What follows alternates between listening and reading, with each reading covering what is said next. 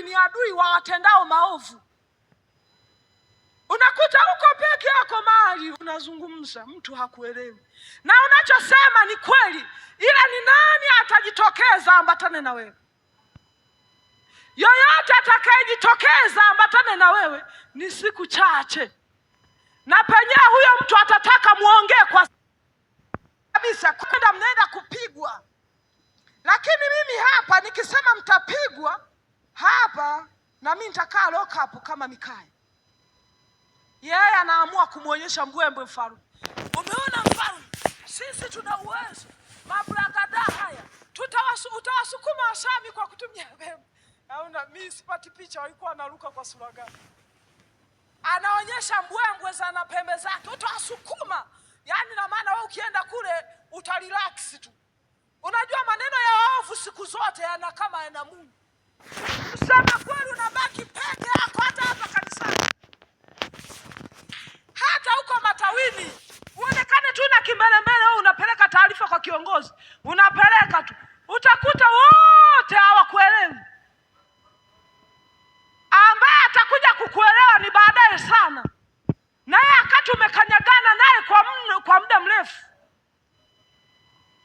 Kama nimesema sisi tuko hivyo, je, hao wa nje ikoje?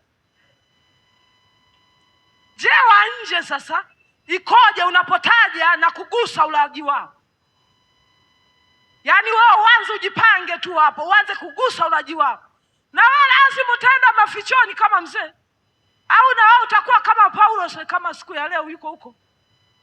Hiyo ni kitu ambacho hakipingiki.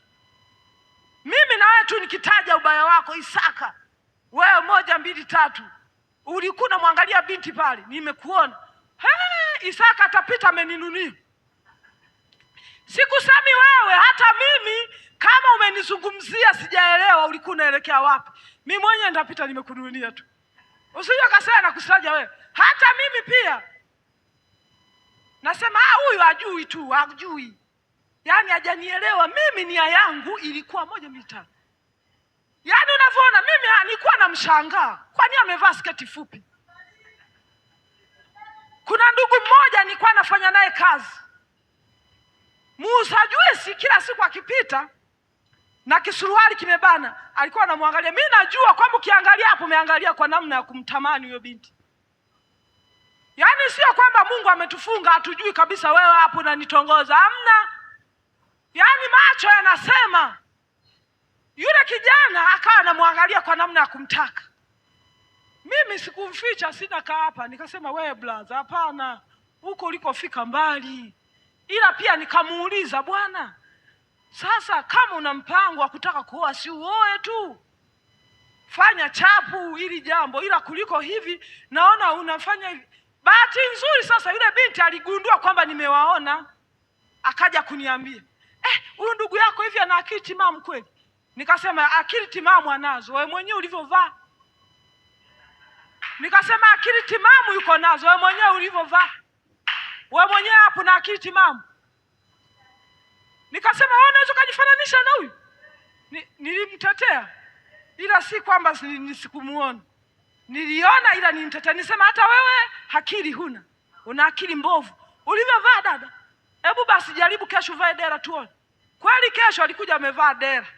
Akapita, mtumishi umeniona? Nikasema akasema leo tutaenda wote kanisani. Nikasema hapo tunaenda, sina shida na wewe.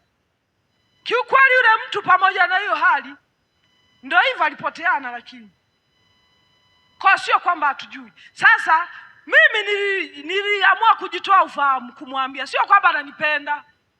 Hamna. Nilimwambia bwana hapa, alibisha na alinichukia. Afue mama Elisha ninacheka sasa wewe. Mimi mwenyewe mkali tu mbona? Mimi kitu cha ukweli usinitishe.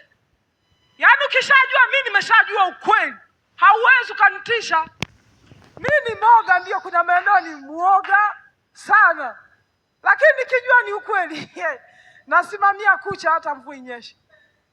Yaani wewe nenda nichukie, sina shida. Nasema kwani nimetenda dhambi? Hapana. Yaani kijua tu ni hapa mimi sijadanganya wewe. Hapo usahau kubadilisha mwelekeo. Yaani usahau kwamba nitasema hapana, basi nisamee. uliobaki msamaha mimi ambao ninaona sijatenda dhambi. Baba alisema unamwaibisha Kristo. Aliwaifundishaga zamani. Hiyo mimi alifundisha kulingana na ndugu zake mtumishi. Kipindi nimejifungua ndani walinilalamikia sana. Wewe uende kujifungulia kwa watu.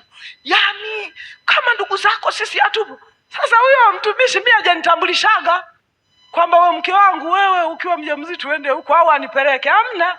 Hasa yeye mwenyewe anataka awepo na kuombea na kushika omba. Alafu akupeleke kwa mtumishi hawezi. Mimi toka naolewa mtumishi hawezi kukupeleka kwa mtu yoyote. Yaani hawezi, yeye anataka kushika hiyo mikono akuombee, kama mata atakutemea ataomba ndo anaenda kazini. Wewe chukia, ila maombi yataombwa. Tulikuwa tujawahi kulala bila kusoma Biblia, mtumishi yule pale. Tulikuwa tujawahi kulala bila kusoma Biblia. Alikuwa anasema haya soma mwenyewe, hata kama mimi na usingizi. Nachagua kurasa fupi fupi.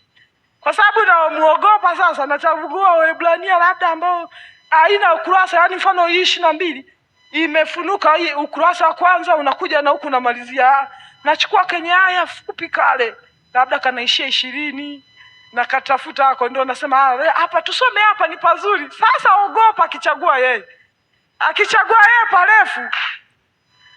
Kwa unaanza kusoma pale, unachoka nasema wewe umeelewa hapo? Kwa yani unasoma sio mnasoma kama gazeti. Ukisoma hadi mwisho, mistari mitatu sasa subiri, rudia tena. Na nimechoka. Wakati ule pia nina tumbo la Elisha.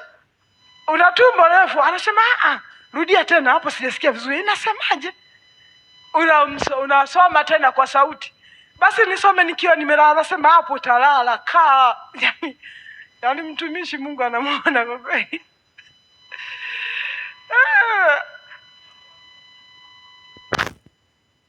Kwa unakuta ni vitu kama hivyo na naona na kama anapotea vipi.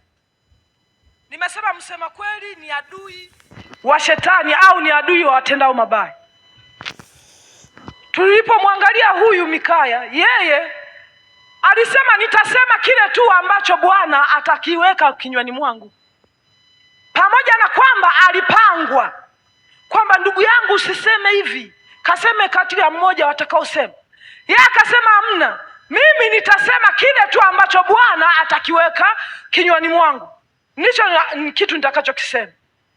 Lakini mimi kitu ambacho nimeelewa hapo, ambacho najifunza zaidi, ni kwamba usihitaji msaada wa Mungu wakati tayari umeshajiwekea mpaka.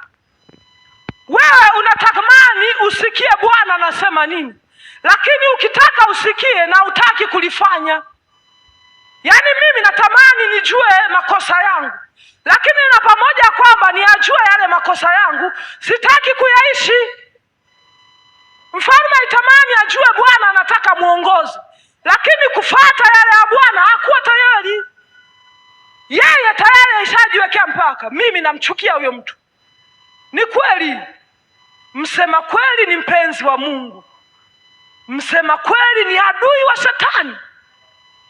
Haya ni mambo yako wazi.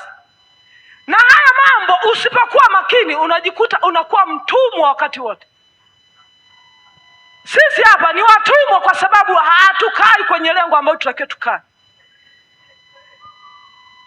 Hiyo ya kusema mimi ni msema kweli, ni msema kweli kwa kujisemea na moyo wako.